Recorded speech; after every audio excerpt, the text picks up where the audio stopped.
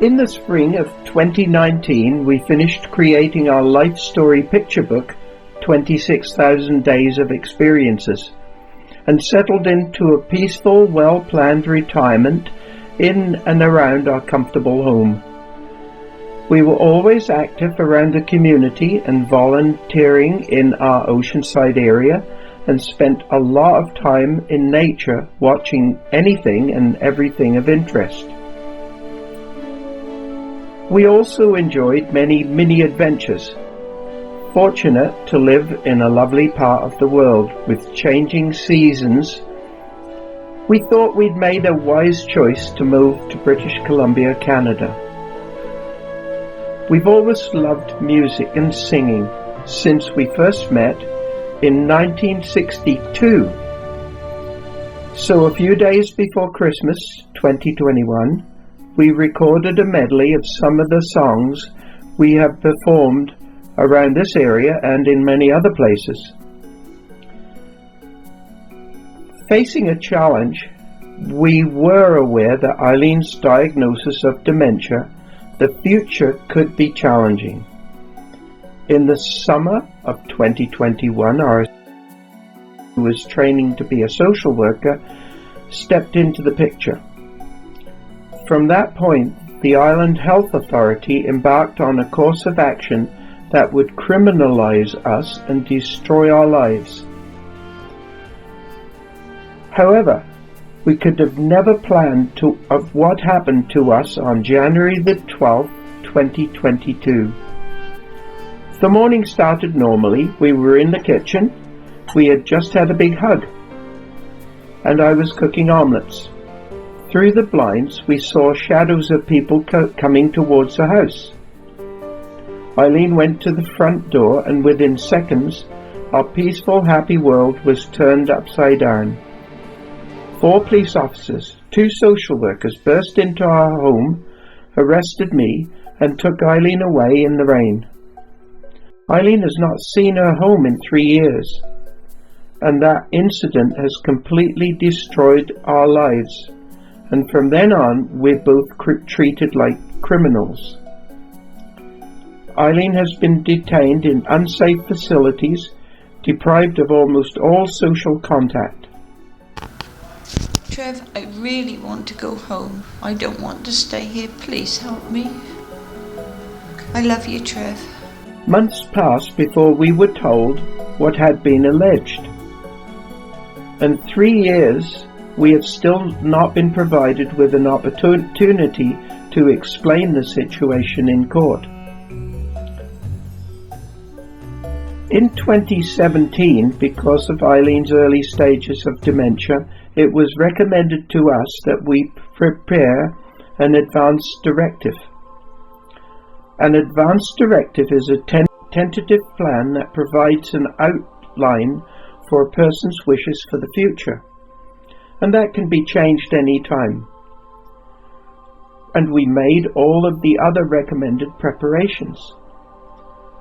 Eileen and I both considered and advocated for seniors to have total independence and a good quality of life toward the end. We often discussed how we would maintain a good quality of life in the coming years. We were still faced with the difficult decision to formulate a plan for the last stages of our lives. Eileen was adamant that she did not want to suffer pain and indignity. Her suggestion at the time was that if life became intolerable to her, she would jump in front of a bus or off a bridge. Obviously, this was not an option to consider. We had to find an alternative. We've been together for 62 years, and during that time we've seen the significant suffering of older people when they are placed in seniors' institutions. And we both determined that we did not want to end up in that type of situation.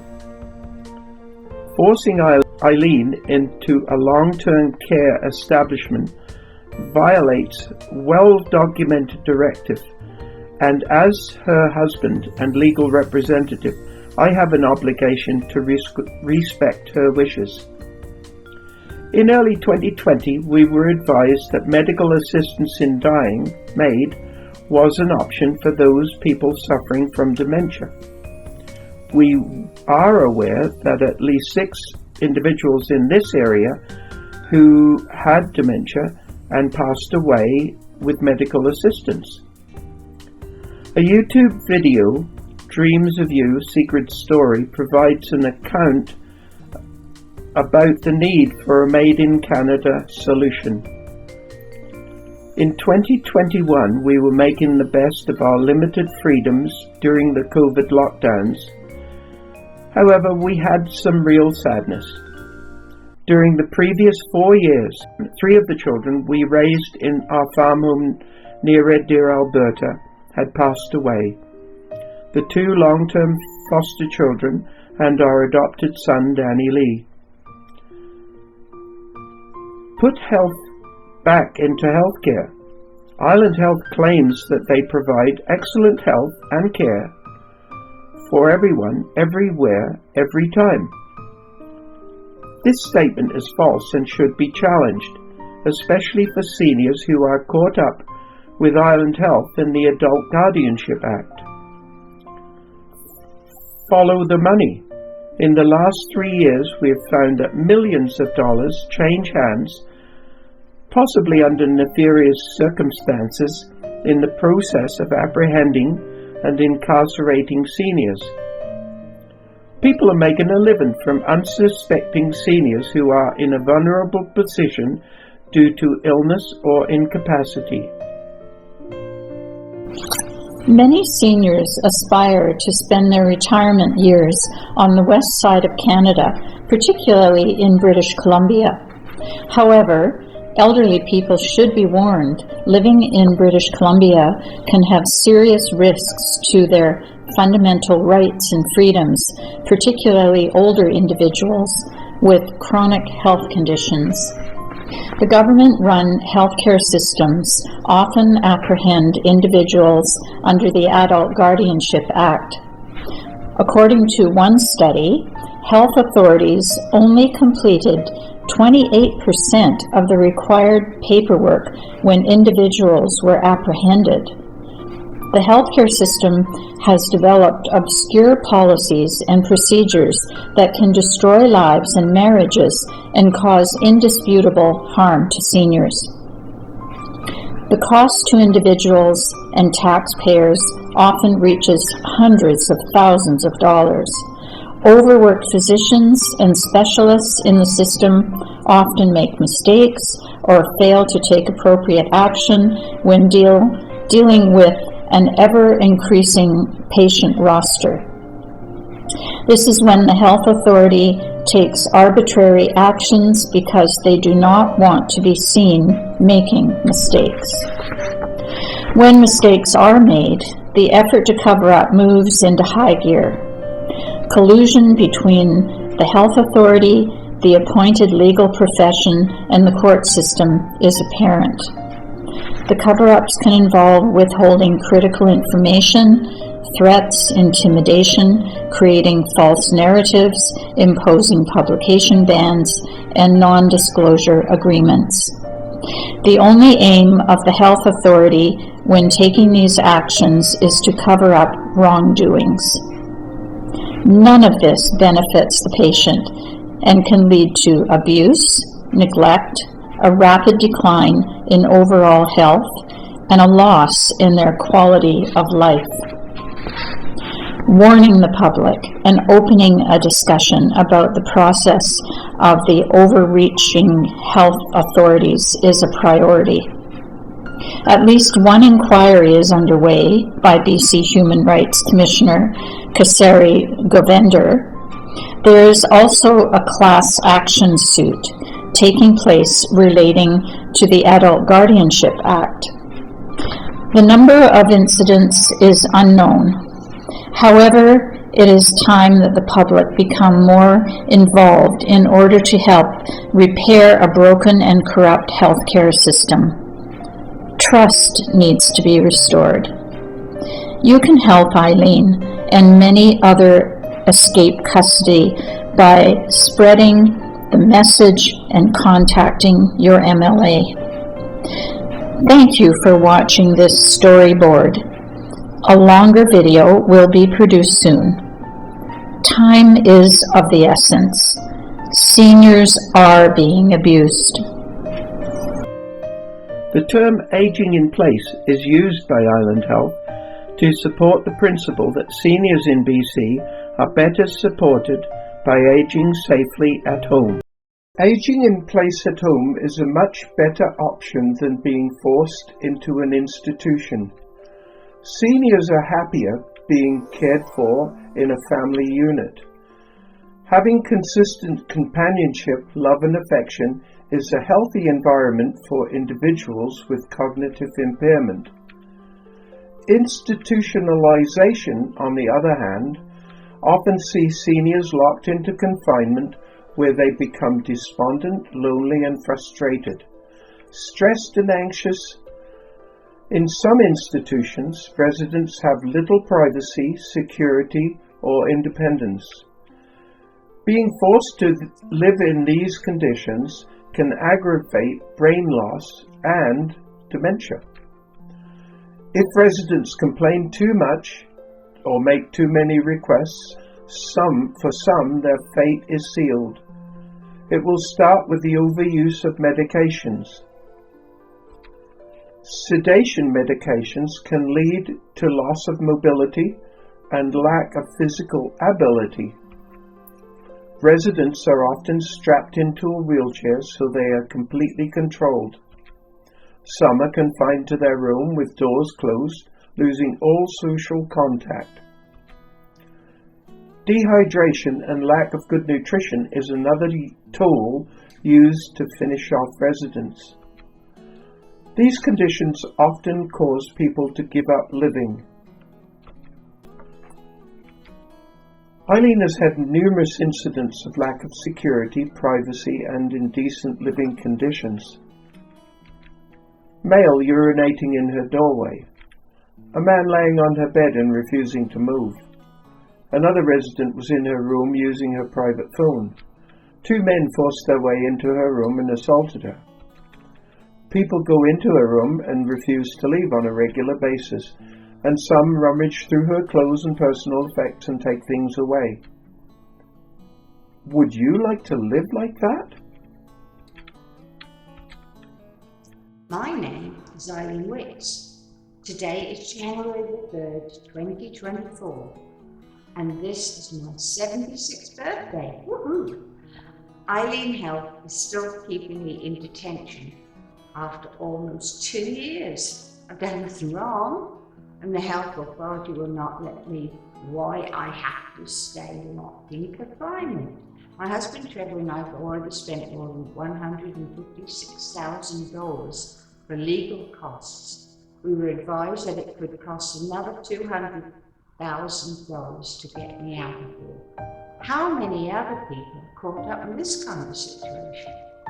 I'm asking for an inquiry to find out how a health system can punish innocent seniors without a valid reason. Can anybody help? Me? It's always advisable for seniors to plan ahead. For many people, medical assistance in dying MAID is a better option. It's your life, it's your choice. 83% of people across Canada support advanced requests for MAID. A lady in our community whose husband passed away with MAID is providing an Elder College workshop series to support those diagnosed with dementia interested in exploring MAID as an advanced request. Many senior couples have conversations about the end portion of life, using dark humor, like, "If I get that bad, just shoot me," or "Don't put me in a senior's home, I'd rather die at home." A cattle farmer once said to us, if she was one of my cows, I'd ship her to the packing plant. Neuroplasticity refers to the brain's ability to reorganize and rewire neural connections Many persons afflicted with dementia benefit from neuroplasticity. Eileen and I have made considerable efforts to maintain and improve brain and neurological function. Eileen and I used to spend many hours each day with brain-stimulating activities. One activity is a game I called Wikiball. It's a tethered ball game I developed similar to badminton.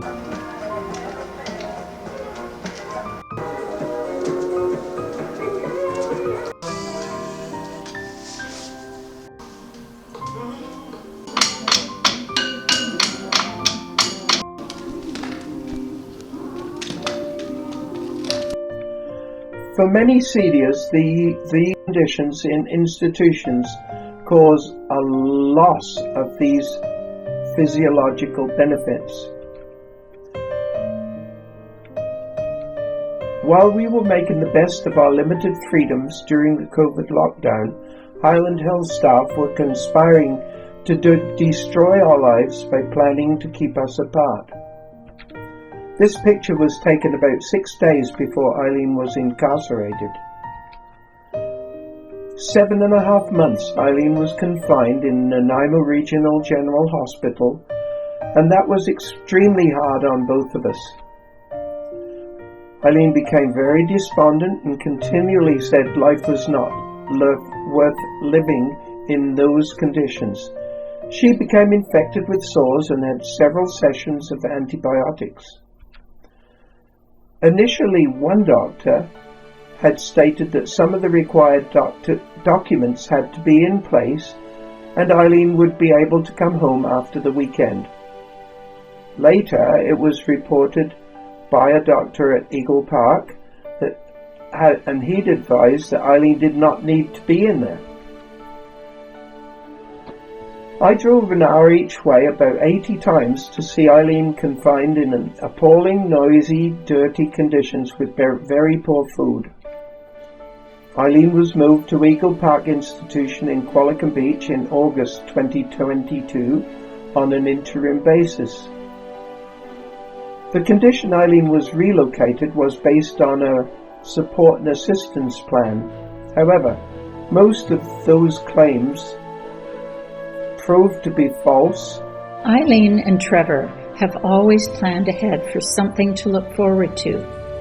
Several weeks in advance, they arranged a simple celebration of the renewal of their wedding vows and 62 years they have spent as a couple.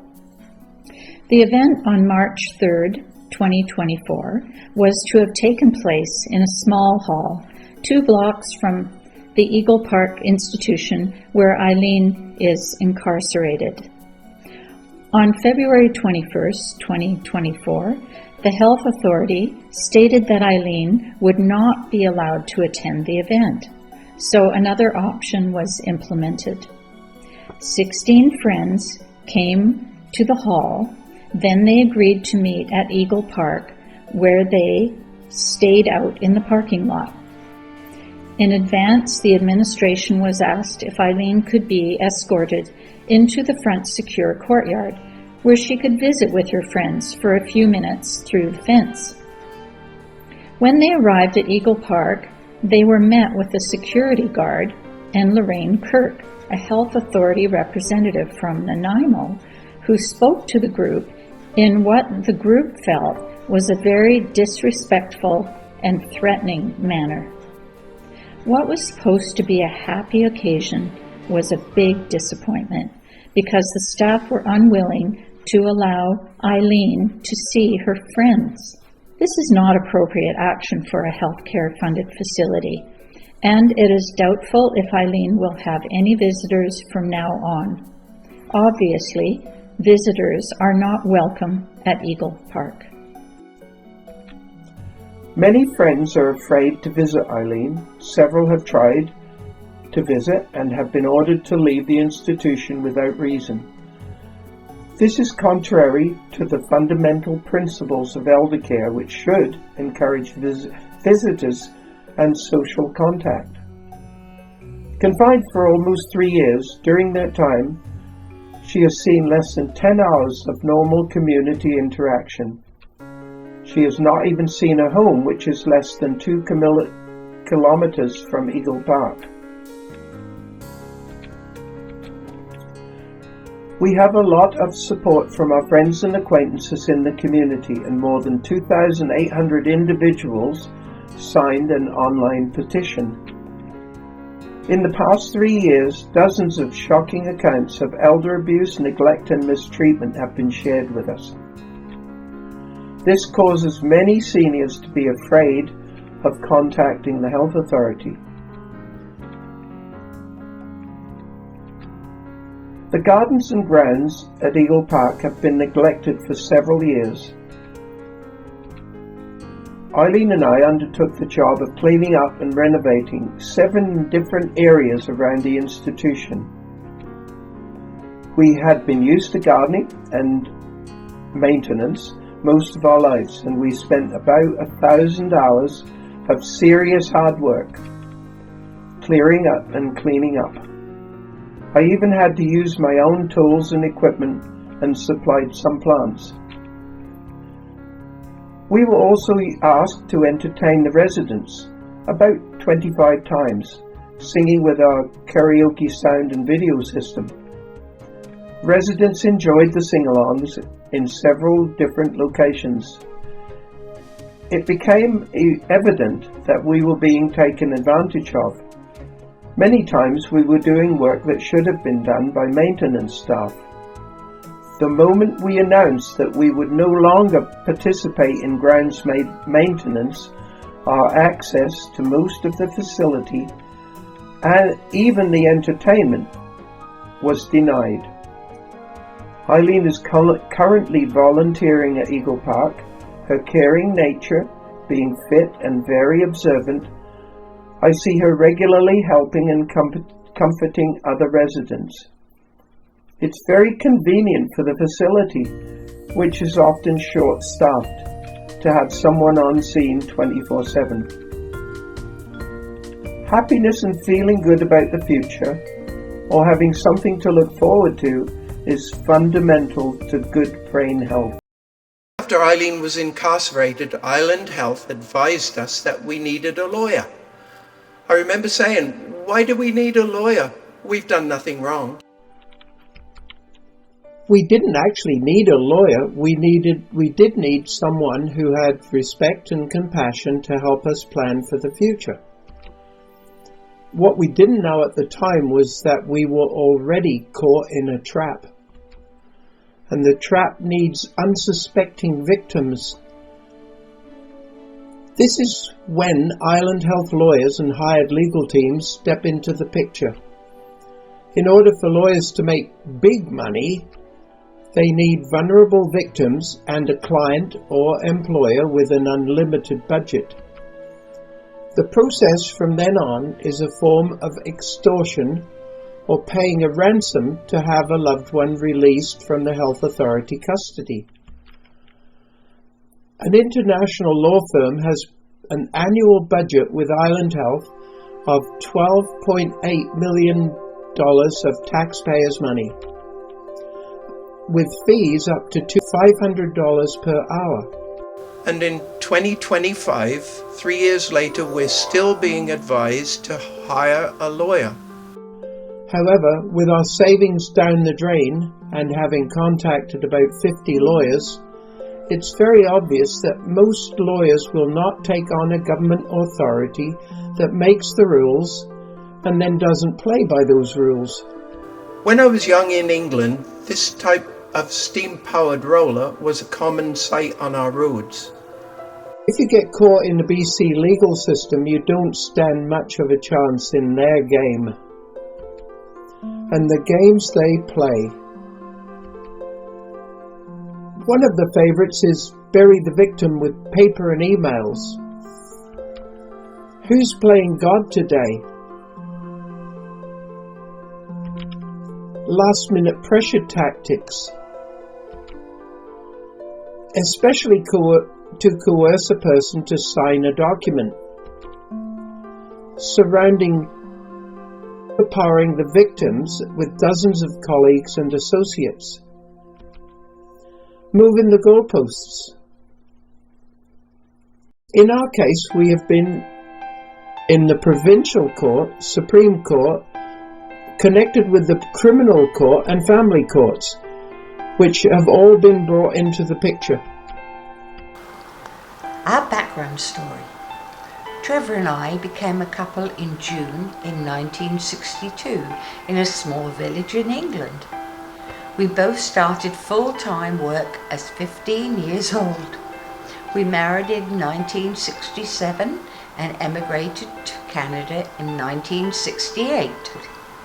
We raised 4 children, 1 natural, 1 adopted, 2 term distress foster children. Also, we cared for 15. There are many victims affected by this current system. These include persons who needed help and assistance, family members and friends, staff and employees, taxpayers, and the public who live with fear and apprehension, and many more. Our sympathies and condolences go to the many individuals who have fallen victim to health authorities. Some healthcare facilities should be investigated. The following is a combination of 2025 audio and video snapshots with more information on the website wikilogic.com. These stories and many more emphasize the need for an inquiry into the management and operation of some senior care facilities. The treatment at Eagle Park Care Facility is deeply concerning. Over-medication appears prevalent, leaving residents overly sedated and diminishing their quality of life. Family members are reportedly discouraged from meaningful visits, turning opportunities for joy into strained interactions. Additionally, critical medical information is sometimes withheld, leaving families uninformed about their loved ones. These practices undermine the dignity and well-being of our elders, who deserve respect, compassion, care in their later years. As a young person, I am deeply concerned about these matters, as it will affect me as I age. We all need to do something about this before the inevitable happens. I urge you to take action and to help change these laws, which force the elder into harsh, cruel conditions. This bureaucratic control, just to visit Eileen at Eagle Park, consists of about 30 full pages containing a multitude of rules, restrictions, and regulations. My name is Debbie. I first met my husband Vern in 2009, and we dated and shared our interests until we married in 2012. In January of 2023, Vern had health issues and was hospitalized at Nanaimo Regional General Hospital. I visited him often in that hospital until he was suddenly moved in May of 2023. Island Health refused to tell me where he was taken. It took me 3 months of phone calls and driving around to find him.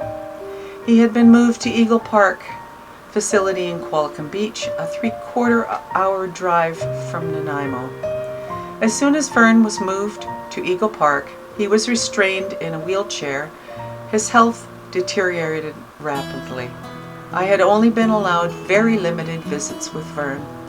During these visits, I have seen serious neglect and a lack of reasonable care for him and others in the facility. On January 7th, 2025, I was advised by Roseanne Philbrook, manager at Eagle Park, that Vern had passed away. When I asked where he was moved to so I could have a final visit with my husband, the manager refused to tell me where his body had been taken. I had to phone around again, looking for my husband's body. To Eileen on September the 30th, 2024. Truth and Reconciliation Day. My darling Eileen, I'm so sorry that you were locked in that place when we should have been together, free and happy, enjoying our retirement. I'm very proud of you for being so strong and courageous after all you've been through. Often they will not let me visit or even phone you. We usually exercise, walk, talk and sing and laugh together. But we've had 3 years of immense stress, sleepless nights and constantly missing you. And it's taking a toll on my health. I know that my family history, I am at very high risk of heart attack or a stroke. Until 3 years ago, we had a really good life together, and as I sit here alone with tears streaming down my face, if we don't make it back together, I want you to know that I will always love you. If they allow you, please get outside, exercise and sing as much as you can. I love you, Eileen, and miss you so much. Please take care. A solution is needed to resolve the abuse of authority in the BC healthcare system with Island Health. Trust needs to be rebuilt. The system is broken. The public and staff need to be cooperatively engaged to provide input and resolve the problems. Unfortunately, the word secret applies here due to some of the generic protocols that seem to be devoid of common sense. There are many secrets in the Island Health administration process. In the interest of openness and transparency, seniors would benefit from open disclosure. Withholding information is just another form of lying. Healthcare works best if problems are prevented before they get out of control. Intellectuals solve problems. Geniuses prevent them. Any problems should be resolved. With an ounce of prevention is worth a pound of cure. That was very wise of Benjamin. Social workers often need help and cooperation with family members to reach a senior's care decision. That is the most effective but least restrictive and intrusive way to provide support. A simple check mark or a signature on a form can dramatically affect people's lives. This is too much power of one person to wield without significant oversight or accountability. Who are these individuals playing God and controlling people's lives? Trevor and I started our relationship in July 1962. When I was 14 and he was 16 years old, we are still very much in love and we need to be together as we grow older. For the last 16 years, since we both retired, we have been together almost 24 hours a day. We have always been faithful and supported each other, and we always make decisions together. The situation through the past 8 months has been very harmful to both of us, physically and emotionally. Being taken from my home, confined, it feels like I'm in prison and I haven't done anything wrong. I'm very often lonely, feeling scared and confused. Trevor and I have always helped other people. We had 17 foster children and I worked with children and families in schools and in the community. We have volunteered for hundreds of hours in our Oceanside area and plan to continue to do that. I'm very concerned about how the situation has evolved, and I don't want this to happen to other people at all. Trevor has always taken good care of me and he visited me about 80 times when I was in Nanaimo Hospital.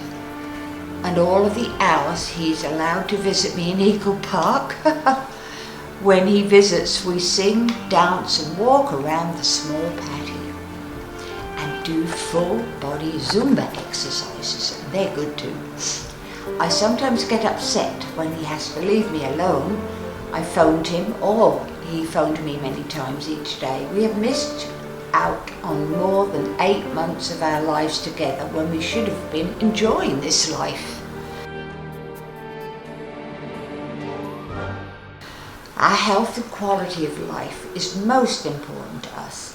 We need to make lots of social connections and keep active many hours of the day. We were in the process of making a music video because we've always been singing together. The music track for the video is online along with our life story book, 26,000 Days Online.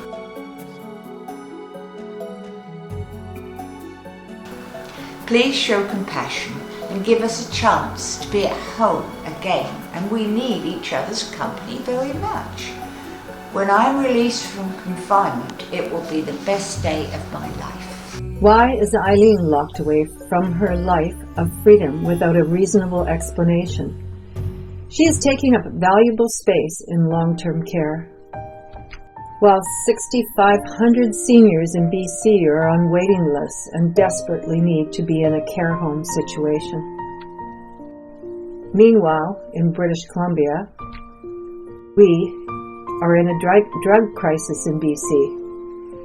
In 2023, more than 2,500 people died from toxic, unrelated drugs, while reportedly 2/3 of seniors in long-term care are given 10 or more drugs per day, many of which are psychotropic medications. Drugging seniors in their last phases of life is not health care. Money plays a big part in seniors' health care.